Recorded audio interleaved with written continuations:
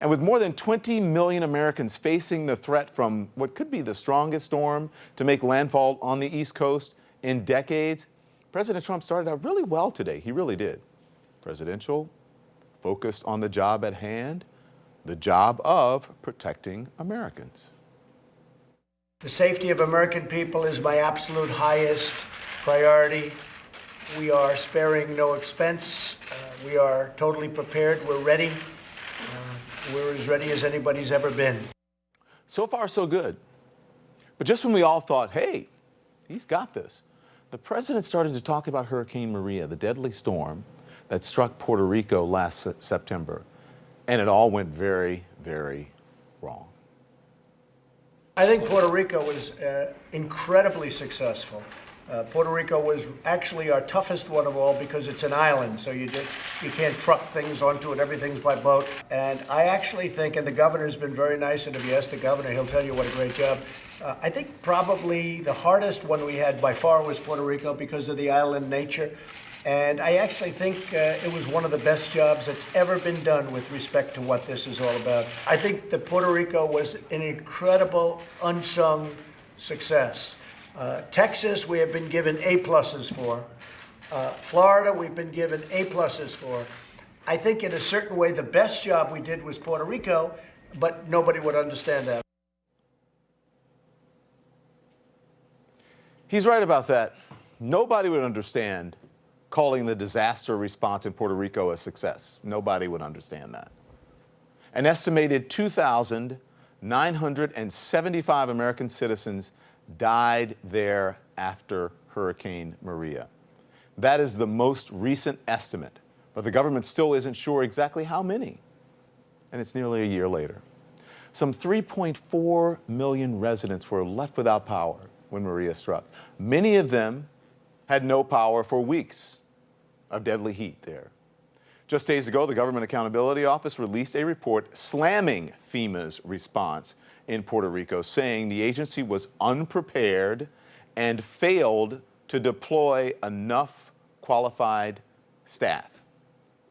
That is not successful by any measure.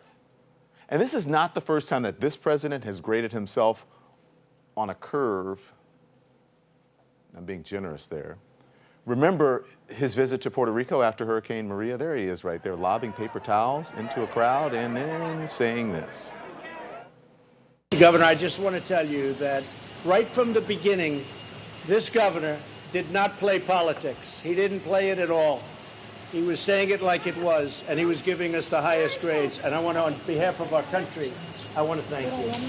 And that's not all. He is still calling his disastrous meeting with Vladimir Putin in Helsinki a success. That is a president who can't admit his own mistakes, let alone learn from them. One of my best meetings ever was with Vladimir Putin. We had a tremendous meeting with President Putin. A lot of things were accomplished. In Helsinki, I had a great meeting with Putin. We discussed everything. I had a great meeting.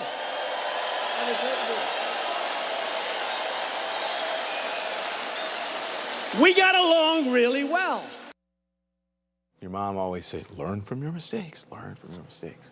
But President Trump's tone-deaf hurricane comments weren't the only time today that he veered away from being presidential. First, I want you to listen to his somber tribute to the victims of crash flight 93 in Shanksville, Pennsylvania today. Your tears are not shed alone, for they are shared grief with an entire nation. We grieve together for every mother and father, sister and brother, son and daughter who was stolen from us at the Twin Towers, the Pentagon, and here in this Pennsylvania field. We honor their sacrifice by pledging to never flinch in the face of evil and to do whatever it takes to keep America safe. You know what? That is exactly the kind of thing you want to hear from the President of the United States. It really is. President Trump did well there honoring this solemn anniversary. But that same President Trump began the day, 9/11, The day 2,977 people died at the World Trade Center, the Pentagon, and in a field in Shanksville, Pennsylvania, President Trump started this day with tweets about Russian collusion, eventually tweeting this on his way to Shanksville. And this is how he reacted to the crowd at the airport on arrival. Double fist pump. A picture that shocked a lot of us. But sometimes a picture doesn't tell the whole story now, does it? So we took a look at the video. See for yourself.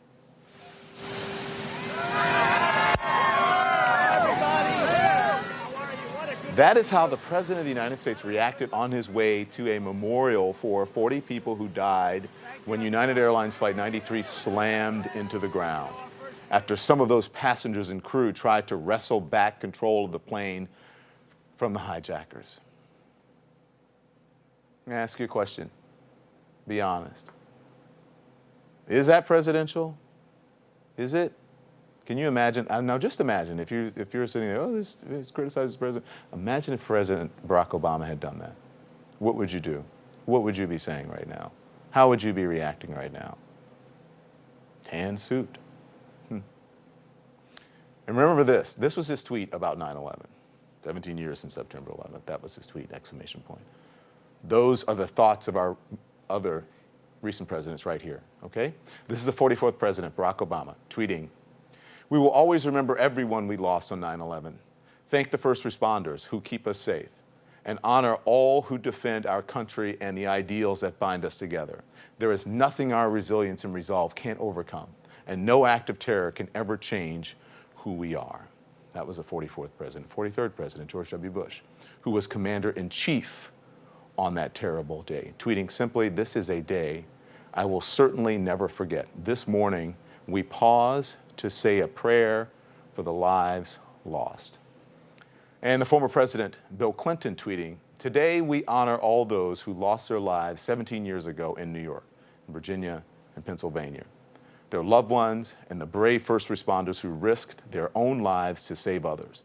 The best tribute we can pay is to live our lives in a way that redeems the years they could not have."